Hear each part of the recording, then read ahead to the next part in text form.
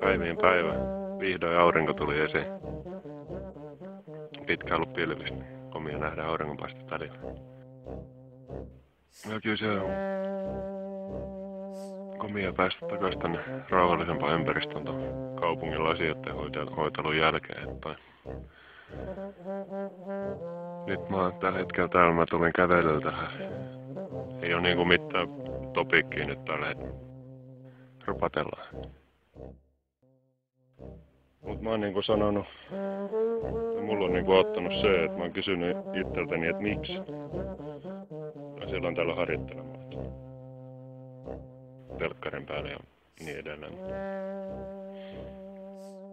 Ei se pidemmänpää lauta, että se tulee aina vaan vastaan. Et kuka sanoo, että elämän pitää helppo olla.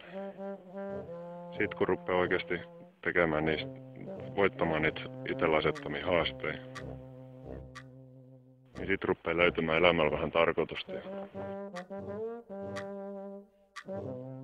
sit sun pitää tehdä se.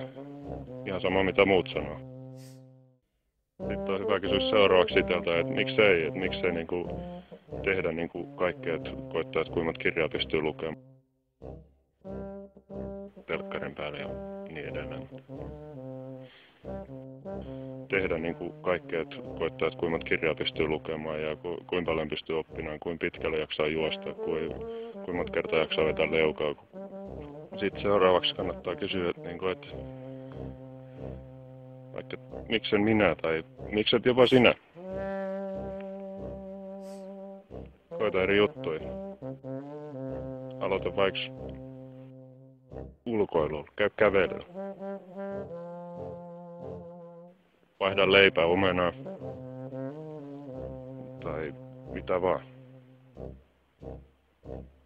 En mä tiedä muuta. Mä haluan vaan kannustaa sua, että monesti on ihmisiä, ketkä vaan sanoo, että ei semmoista kannata tehdä, mutta jos se susta tuntuu oikealta, niin sit sun pitää tehdä se. Ihan sama mitä muut sanoo. Että et semmosia, sitä varten mäkin tässä on selittämässä, että semmosia ihmisiä on, ketkä haluaa kannustaa tekemään semmosia juttuja, mistä nauttii. Etis semmosia ihmisiä ja ei muuta. Mielen rauha. Telkkarin päälle ja niin edelleen.